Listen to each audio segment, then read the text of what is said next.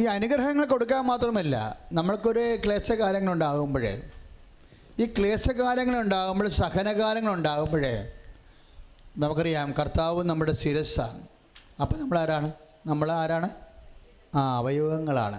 അപ്പം ശിരസ്സിൻ്റെ അതേ പവറാണ് ശരീരങ്ങൾക്ക് ലഭിക്കുന്നത്. അതുകൊണ്ട് തന്നെയാണ് പൗലോസ് പറയണത്, ശിരസ് ബലിയർപ്പിച്ചതുപോലെ നമ്മുടെ ക്ലേശങ്ങളിൽ ശിരസിൻ്റെ ബലിയോടുകൂടി, കർത്താവിൻ്റെ ബലിയോടുകൂടി നമ്മുടെ ക്ലേശങ്ങൾ നമ്മൾക്ക് കൂട്ടിവെച്ച് കഴിഞ്ഞാൽ അത് കർത്താവിൻ്റെ ബലിയുടെ ഭാഗമായി മാറും. അതുകൊണ്ടാണല്ല കൊളോസിയസ് 1:24 പറയണത് എന്താണ്? യേശു ക്രിസ്തുവിൻ്റെ പീഡാനുഭവങ്ങൾ വരുന്ന പോരായ്മ ഞാൻ എൻ്റെ ശരീരത്തിൽ സംഭവിക്കണമെന്ന്. അതിന് പകരമാണ് പത്രോസ് പറയണത് എന്താണ്?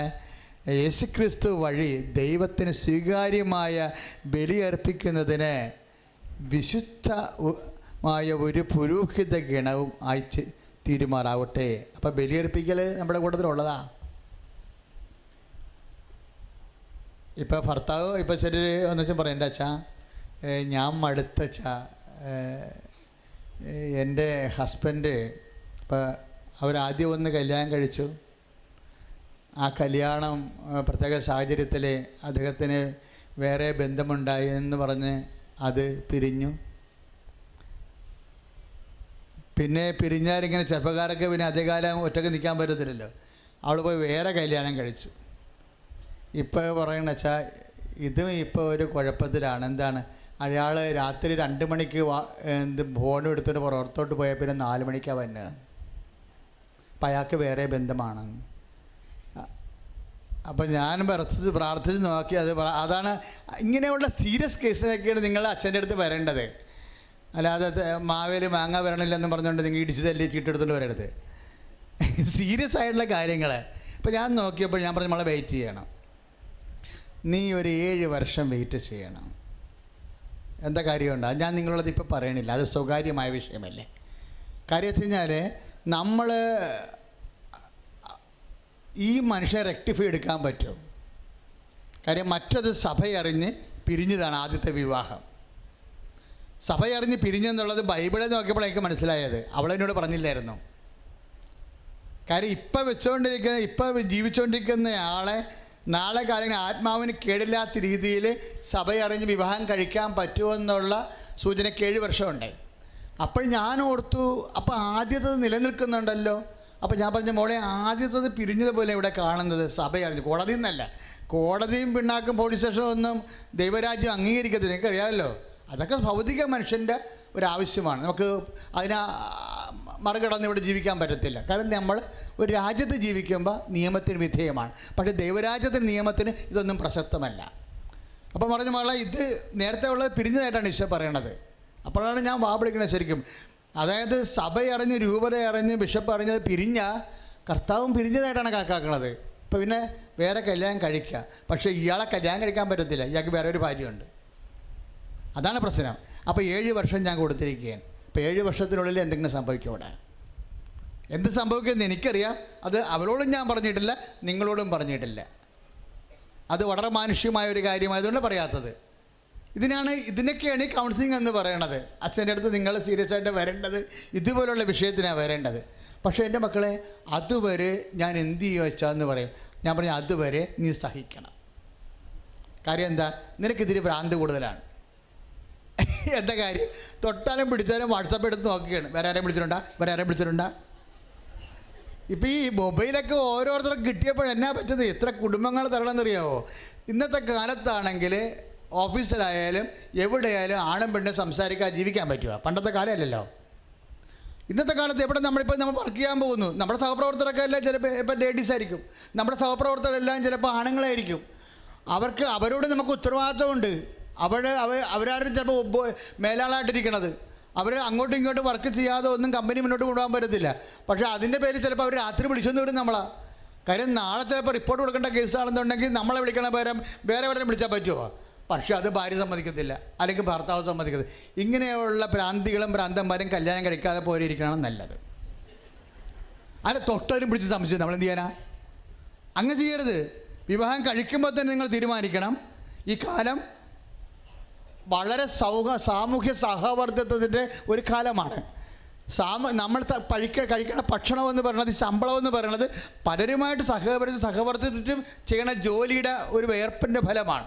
അത് മനസ്സിലാക്കാനുള്ള ബുദ്ധിബോധം ഇല്ലാത്ത ആൾക്കാർ ഞാൻ പറഞ്ഞ ആ പരിപാടിക്ക് പോകരുതെന്ന് എൻ്റെ അച്ഛനെ. വെറുതെ എന്തിനാണ് മറ്റുള്ളവരുടെ കുടുംബത്തിൽ സമാധാനക്കേട്, ജീവിതത്തിൽ സമാധാനക്കേട് ഉണ്ടാക്കുന്നത്? ഞാൻ പറഞ്ഞു, നിനക്ക് ഇതാണ് നിൻ്റെ ഒരു രീതിയെങ്കിൽ നിനക്ക് സഹനം ഉണ്ടാവും ഇനി. കാര്യം കുറേ സഹനങ്ങൾ നിങ്ങൾ സ്വന്തമായിട്ട് ഉണ്ടാക്കിയെടുക്കുന്നതാണ്. മനസ്സിലായില്ലേ? കുറേ സഹനങ്ങൾ. ഇപ്പം നമ്മൾ മകനോട് പറയണം, എടാ നിനക്ക് പനിയാണ്, നീ അതുകൊണ്ട് തണുത്ത ഒന്നും കഴിക്കരുത്. അവരോട് നമ്മൾ പറഞ്ഞു, നിനക്ക് പനിയായിട്ടിരിക്കുകയാണ്, തണുത്ത ഒന്നും കഴിക്കരുതെന്ന് പറയുന്നു.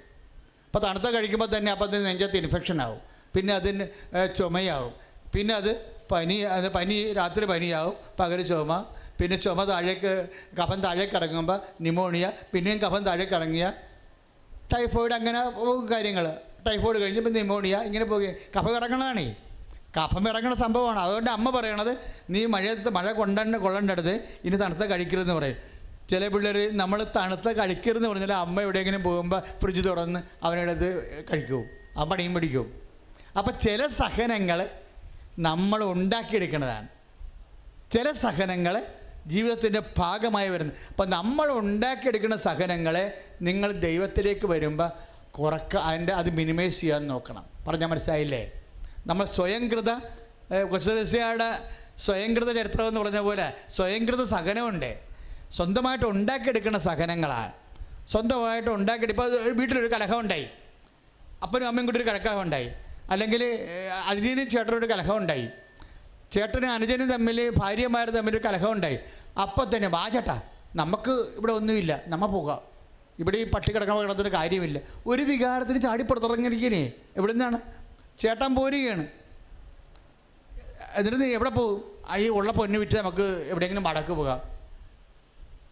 ഉടനെ നിങ്ങൾക്കറിയാമല്ല, കുടുംബത്തിൽ നിന്നൊക്കെ വല്ലൊരു ഇറങ്ങുക. ഇവിടെ തന്നെ പറയണം അവളുടെ പൊന്ന് വിറ്റാണ് ഇളയ നാത്തൂനെ കെട്ടിച്ചതെന്ന്. എന്നാൽ പണ്ടേറെ നീ ഇറങ്ങാതിരിക്കും. അതല്ല, അമ്മായിയമ്മ എന്തെങ്കിലും മോന്ത കാണിച്ച് കഴിയുമ്പോൾ, ഇളയ നാത്തൂൻ എന്തെങ്കിലും മോന്ത കാണിച്ച് കഴിയുമ്പോൾ ഇവളപ്പം തന്നെ കട്ടയും പടവും മടക്കി അവിടെ നിന്ന് ഇറങ്ങും. ഇതാരുണ്ടാക്കിയതാണ്? സ്വന്തം ഈഗോ ആക്കി ഉണ്ടാക്കിയെടുത്ത സഹനങ്ങളാണ്. ഇതിനൊന്നും ക്രൂശിക്കപ്പെട്ടവനൊന്നും സമാധാനം പറയത്തില്ല. നിങ്ങൾ ഉണ്ടാക്കിയെടുത്തതാണത്. ആദ്യം തന്നെ ദൈവത്തിലേക്ക് വരുമ്പോൾ സ്വന്തമായി സ്വയംകൃത സഹനങ്ങളെ ആദ്യം നിയന്ത്രിക്കാൻ നോക്കണം.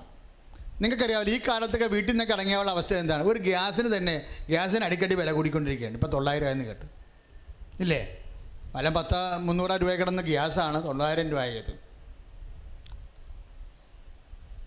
അപ്പോഴും നമ്മൾ പുറത്ത് വാടകയ്ക്ക് പോയി കഴിഞ്ഞാൽ ഒന്നുമില്ല, ഗ്യാസ് വാങ്ങിക്കണ്ടേ? വാടക 5000 രൂപയല്ല, 5000-4000 രൂപ വാടക. 9-4 എത്ര എനിക്കറിയാൻ പറ്റില്ല. എൻ്റെ മാതാ, 9-4 13. പിന്നെ അതിൻ്റെ അപ്പുറത്ത് ഭക്ഷണ ചിലവ്, ഇല്ലേ? പയറിനൊക്കെ 80 രൂപ തൊട്ട് 120 രൂപ വരെ. ഇതൊക്കെ വരുമ്പോൾ എങ്ങനെ 10-30,000 രൂപയില്ലാതെ നിൽക്കാൻ പറ്റത്തില്ല. നമ്മുടെ കുടുംബത്തിൽ താമസിച്ചപ്പോൾ 10-17,000 രൂപ ചിലവായുള്ളൂ. ഈ പെണ്ണുമ്പുള്ള ചാടിപ്പിടിച്ച് ഇറങ്ങിയിട്ടാണ് ഇത്രയും കുഴപ്പമായത്. ഞാൻ നിങ്ങളുടെ കാലെ പിടിക്കാം.